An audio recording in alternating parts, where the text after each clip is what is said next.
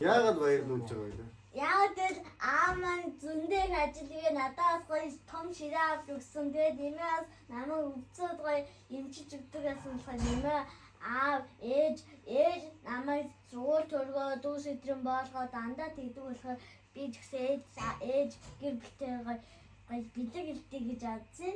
За гинтийн бэлэг барьсан гинэ. За нүдэн бэлэг барьсан. За нүдэн нэгрээ. Мондог. За нэлээш нэг хоёрын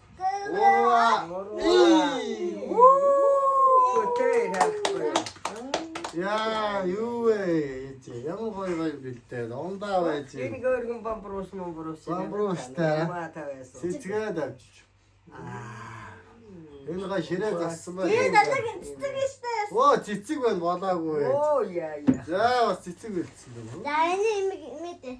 Окей. Ой за юу. Би ямар ч гоё цэцэг. Иржээ. За ингээ ажил хийгээд ирсэн чи ядарсан байсан. Сайхан ундаа угаад идээ зовлоо.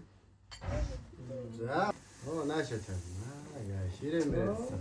Ширээгээ. Бантаграа сууха нэг юм. Тисанаачлаг чинь. Имэмэ. За. Санаачлаг юм байна. Ширээ чигээд.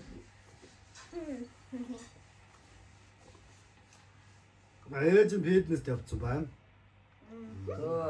За. За ингээд охины маань амтдаг манайхаа. Ийм гоё амттнаа.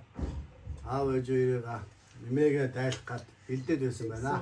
Гурвангийн дайлахтай бэлдсэн чинь. Ээж нөгөө нэг. Ээж ирнэ. Тэгэлгүй эргээд л одоо өтөл оюус цагт эргээд харжаа. Харилж байгаа штэ.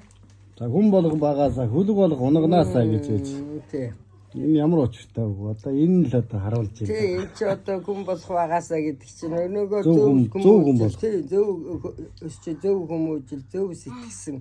Зөв сэтгэлтэй хүн бол тий. Тэгээд энэ ахгүй. Тэгээ энэ аав ээж ахын дүүс ганд олон одоо их орноос хайрлах бүх юмыг хайрлах сэтгэлтэй.